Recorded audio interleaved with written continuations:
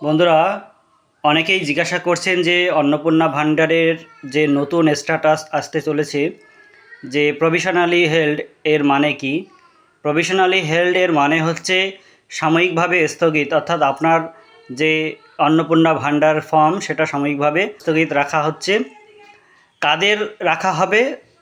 যাদের এই যে ভেরিফিকেশান হলো, সেই ভেরিফিকেশানে যাদের অ্যাপ্রুভ হবে না বা রিজেক্ট হবে না, এই দুইয়ের মাঝখানে যারা থাকছে তাদেরটা প্রভিশনালি হেল্ড এই অবস্থায় কিন্তু রাখা হবে।